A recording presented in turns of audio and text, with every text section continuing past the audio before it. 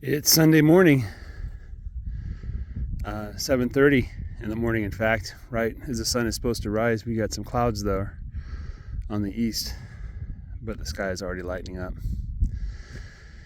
And October 15th, I guess. Yeah, that's right, 15th. So we've been 2 weeks, full 2 weeks in October already. We're halfway through. It's not long, and then we'll see November. So, yeah, it's dry. It's 51 degrees Fahrenheit. Probably got down to 49 last night. Today it's going to get up to 66, a balmy 66 here in Northeast Texas. I hope you all had some blankets on last night. It probably got cold in your house because your heater's not on. Because you're used to keeping the air conditioner on. Well, now it's probably time to turn the heater on. See if that's working.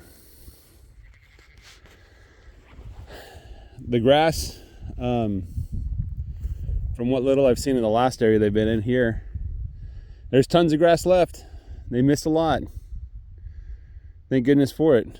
It'll recover that much quicker. And this new area, I feel sorry for the goatweed. Some of the grass is almost as tall as the goatweed, especially where I put up the wire over there. Goatweed is still just starting to turn yellow and orange. We are still in a drought. We're in, it's called a moderate drought, D1. For those of you who don't know, there's a guy, he puts together all the data and he puts together a drought map. And I'm sure he uses some kind of formula, but he probably uses, just kind of an instinct. For us, we're supposed to get 36 inches of rain average a year. So when it's much lower than that, then that's a drought, right? So, of course, to people living out in the West, 12 inches of rain in a year would be just simply amazing and wonderful for you. So I understand that. Depends on where you're at. So I say all in all, my field has done pretty well. It could have done better. But that's okay, I got what I got. And as they say in kindergarten, you get what you get and you don't throw a fit, right? Been wanting to talk for some time about this topic. I think Sunday's a good day to talk about it. I think every person has to come to reconcile their heart and their mind. When it comes to Christianity and the fundamental Christian beliefs that I think pretty much all the churches share, I would probably put the doctrine down to the following facts. Number one, we find ourselves in an irredeemable fallen state where there's nothing we can do to save ourselves. And the two things that we need saving from is sin and death. Death is obvious, right? We can't stop death from happening, and we can't reverse the effects. And then the other one, sin, is not so obvious. There's lots of people that think we can do whatever we want. It kind of doesn't matter. There's no consequences to their actions. But we know from experience that that's not true. And I'd like to put sin into a broad category of doing things that we shouldn't do, right? That's what I'm going to define sin as. A more specific definition could be acting contrary to God's will with the understanding that God wants what's best for us. And then we get into questions about what is good and what is evil. Like, what should we do? Some actions are good and some actions are bad. And I'm going to define that for you and say good things are things that make your life better, right? That increase your lifespan, increase your degree of health, increase your degree of wealth, right? Brings more life to earth, right? Abundant living is good. And the opposite of that, obviously, is evil. Sickness is evil. Error is evil. Actions that hurt other people are evil in and of themselves, and so on and so forth, right? So that's a basic rule of thumb for good and evil. And we can have a conversation about what good and evil is later, but the point is this, is it doesn't matter what you define good and evil to be. If there is a definition, then there is evil, and we, members of the human race, have turned ourselves towards sin. We have concentrated our efforts on doing that which is not good for us, right? You don't have to look very far. You just look at yourself, and you know that you've done things that you're not proud of, and you can't fix that. Some of the things we do can be fixed, like if I steal my friend's toy, I can give it back to him and say sorry. But that trust can never be fixed, right? Some of the more grievous acts cannot be remitted in any way. Like if I murder someone, I can't raise them from the dead. What's done is done, and there's no reversing it. So if I've murdered someone, then there's nothing I can do to fix that. And so we find ourselves in an irredeemable state. How we got to that state is kind of irrelevant. I'm not going to want to talk about that right now, okay? The next thing that we have to understand about Christianity is the singular doctrine of what in English we call the atonement. And what this doctrine is, what this teaching is, what this thing that we tell each other is that Jesus Christ performed a miracle. And through his miracle, both sin and death can be overcome in our lives. So that's kind of the essential elements of Christianity. I'm going to add to that two other comments. There's a big debate in the Christian community about grace versus works. Okay, I'm going to label that conversation as irrelevant to this discussion, right? I'm just going to say that you need to do something to accept the sacrifice that the Savior did for you. I'm going to put it into a parable. So the Lord wrote a check, a blank check, and he put your name on it. And he's trying to give you that check. You have to receive that check and cash it at the bank, right, in order to access the atonement. So there is a degree of free will where people can choose or not to accept the atonement. And the exact mechanism of that is kind of irrelevant to this discussion. But there is something you need to do. And that's pretty much Christianity, is figuring out what that thing is. And people argue about like, oh, you need to do this, you need to do that. I can tell you one thing you don't need to do.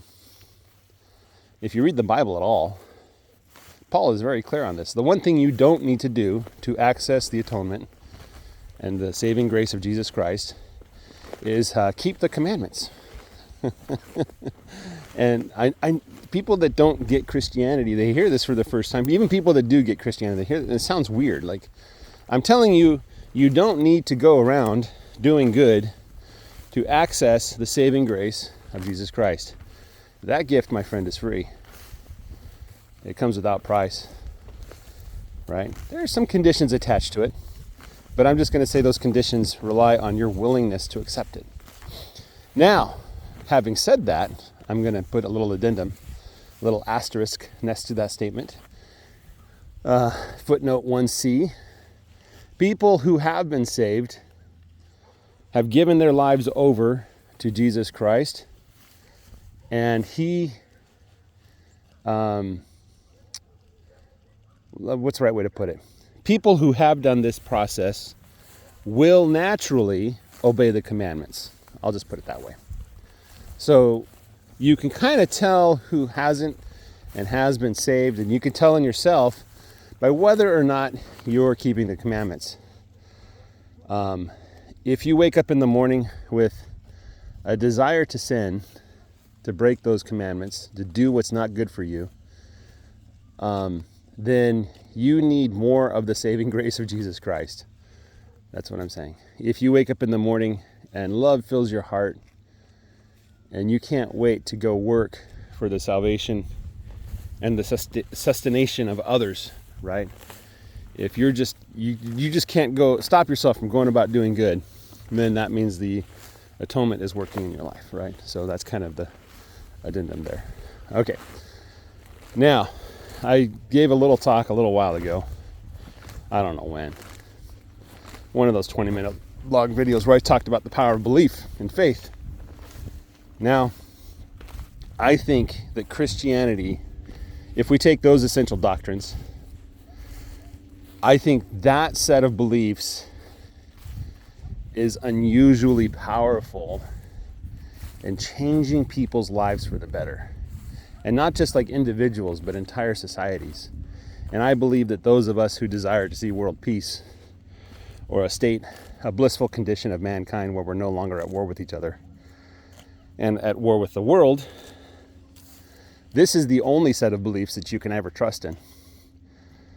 And I'm not going to give a very logical and reasonable discussion as to why this is. I'm just going to make some observations. Observation number one, by putting the mechanism of salvation out of our hands and into the hands of an infinite being that we cannot fully understand nor control, right?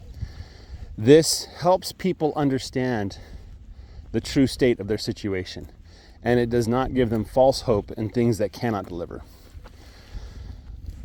So let me give you an example of why this is important. Suppose you were in, let's use big bad evil man Adolf Hitler himself. You're in the 1930s Germany, and you see the sorry state of your people, and you're saying, what is to be done? How can we rescue ourselves and our families and our community out of the situation? And then Mr. Big Bad Boy Adolf Hitler, he comes around saying, Sugabaloo, you have to do what I say. I have the answers. I know the way. I am the truth. I am the life. Follow me, worship me, and I will save German society. You see the problem there?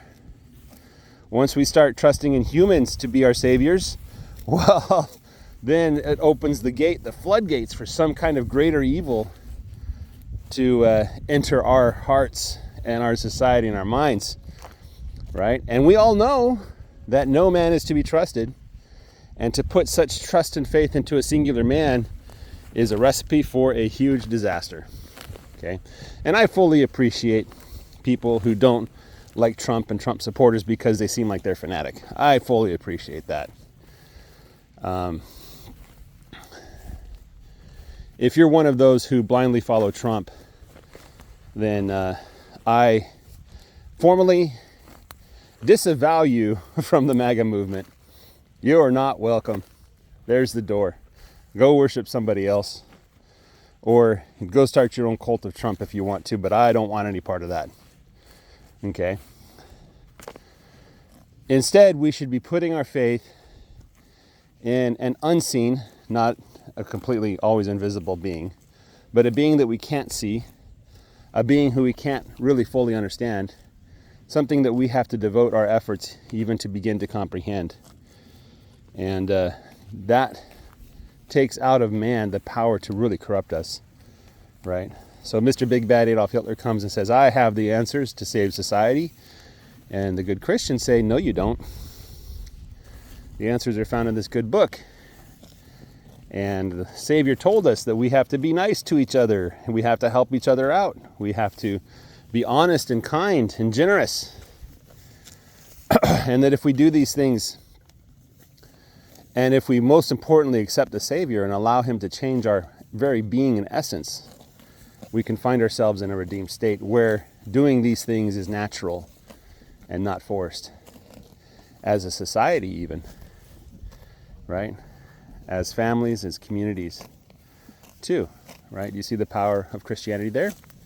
So that's one great effect, I think, of Christianity. And that in and of itself is probably enough to convince, I think, most people that it's a very good thing. But I'm going to give you another. Wait, there's more. Just wait, there's more. Okay. I don't know if you've ever seen somebody, or if you know somebody, you probably you yourself, you're struggling with this this weight, this burden that you're carrying, the responsibility of the world, things that you can control and things that you can't. And you probably know people, if you don't do this yourself, you probably know people that do. And they carry this terrible burden around with them. And you can see it just causes their backs to bend. And it just wears them out and grinds them down, depletes all their energy. And we know that the eventual state of such people is just a miserable state. Oh my goodness. Yeah. People that worry about everything all the time. What if this happens? What if that happens? I have to do this or that's going to happen. You know? Never ever do they see any rest. Well, the doctrines of Christianity, I believe, give you that rest by taking that burden off your shoulders and putting it squarely on the Savior's shoulders. Now, I'm not to say that we're not going to do those things that we need to do. No, I'm not saying that at all.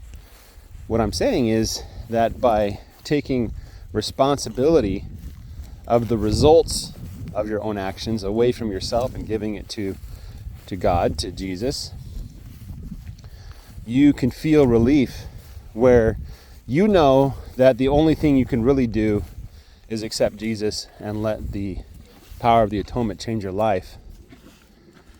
And you leave the rest to God. And it goes even further. Something bad happens to you, some unfortunate event, you know, and you find yourself in an even more miserable state than you were before. And you look around and you see that you are indeed the most miserable creature on earth, that your state is indeed the sorriest of all states.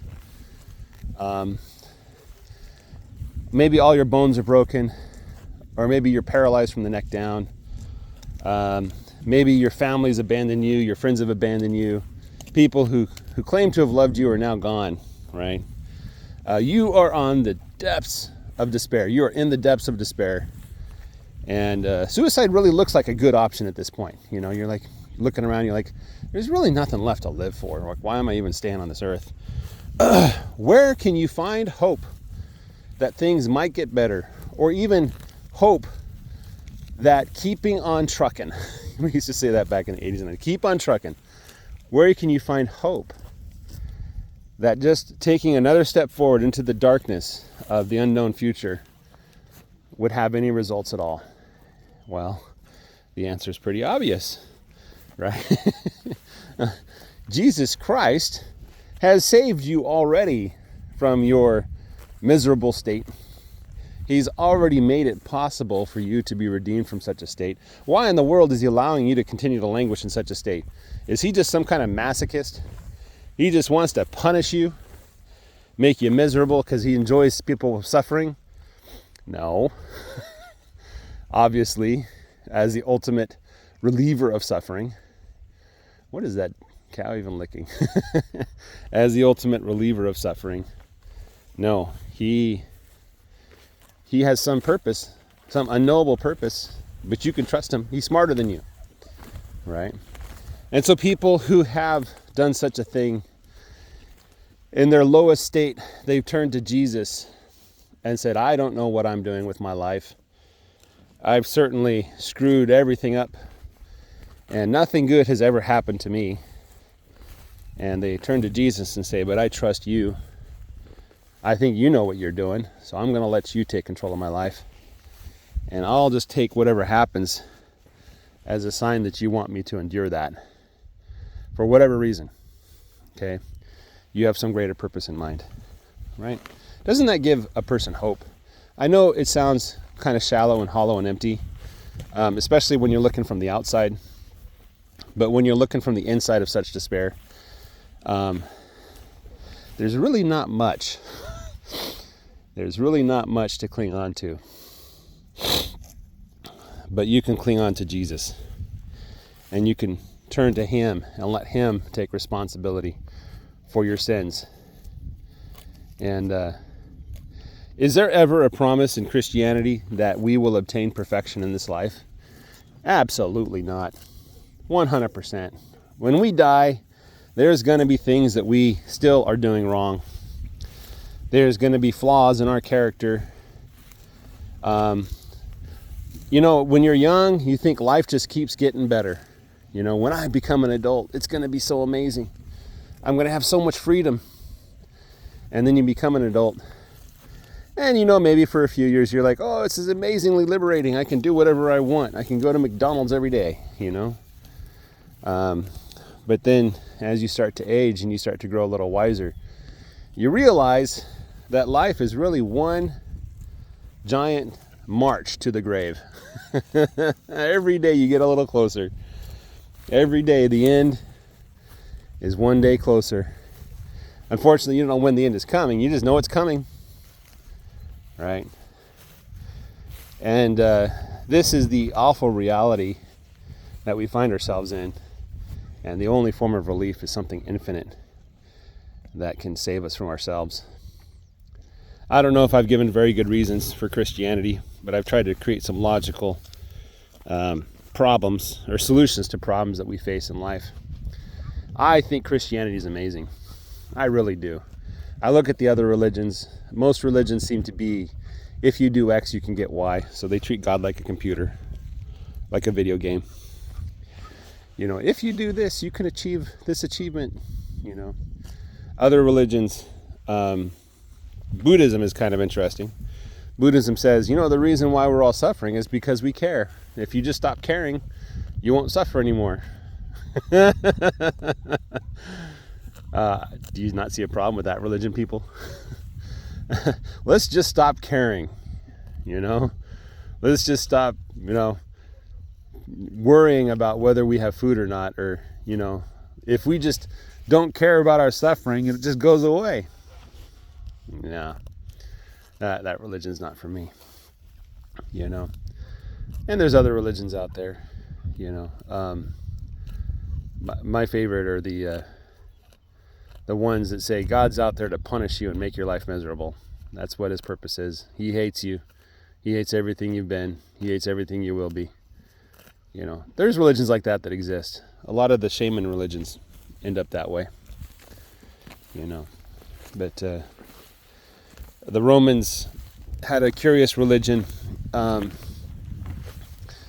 They decided that it's better not to mess with the gods.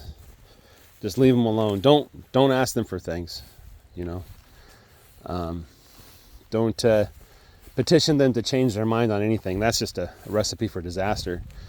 And people who are spiritual, who manifest the gods, are crazy and should be sent out of the cities so that they don't spoil the way things are. The other things that I kind of liked about the Romans is they're like, the only thing you can really do is celebrate the holidays, you know. Celebrate Christmas, celebrate Easter, their version of it, whatever it is, you know. So, to the Romans, I imagine paganism was just one giant celebration. It's an excuse to party, you know. That lasted for a while, you know. So, anyway, guys, have a great day. Take care, and bye-bye.